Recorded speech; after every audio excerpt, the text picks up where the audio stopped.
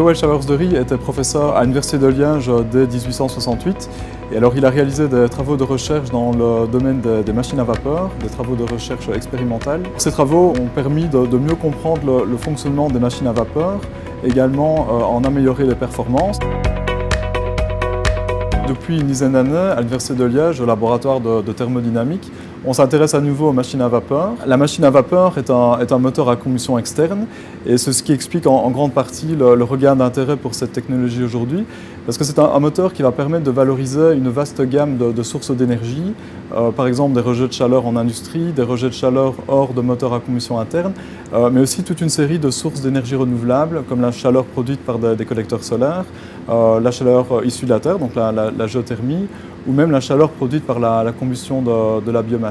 Alors c'est vrai que dans notre laboratoire, on s'intéresse aujourd'hui principalement à la récupération de chaleur sur des moteurs de véhicules, que ce soit des voitures ou des camions. Alors il faut savoir qu'un moteur de véhicule a un rendement qui est d'une trentaine de %, disons. Donc ça veut dire qu'approximativement 2/3 de l'énergie du carburant est finalement rejetée à l'ambiance, que ce soit dans les gaz d'échappement et dans le circuit de refroidissement du bloc moteur. Et donc les moteurs à vapeur, les cycles de Rankine et les cycles de Rankine organiques, permettent de récupérer une partie de cette chaleur et de la convertir en travail, et donc au final d'augmenter le rendement du moteur à combustion interne.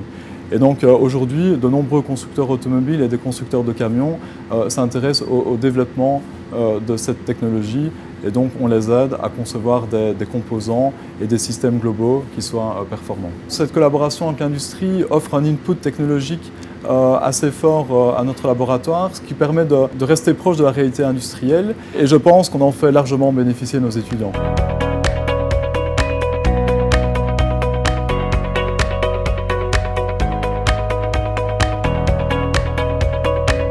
Franz Reuleaux est un précurseur dans le domaine de la conception de systèmes mécaniques et de mécanismes, et il a également formalisé la cinématique, donc la science du mouvement. Il a établi aussi une classification qui est encore d'actualité aujourd'hui, une classification de mécanismes. Depuis l'époque de Reuleaux, on peut noter des évolutions très importantes, par exemple dans les outils d'analyse, des outils de conception, où on utilise maintenant énormément la modélisation et le calcul par ordinateur, qui nous permettent donc d'analyser le comportement des machines et des systèmes avant même de faire des tests sur prototypes. On peut parler également de l'évolution vers la mécatronique.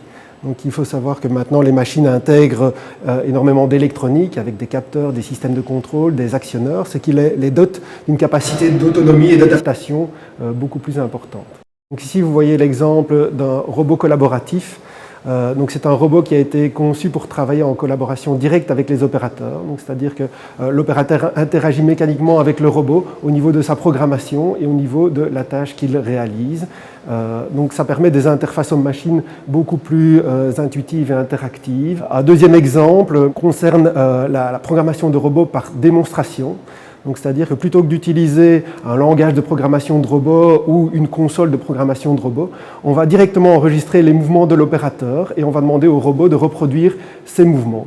Donc, ce qui simplifie aussi toute la procédure de programmation et qui donne une meilleure finesse dans les mouvements qu'on peut réaliser avec les robots. Les idées de Reuleaux restent vraiment la base fondamentale de l'étude cinématique des robots.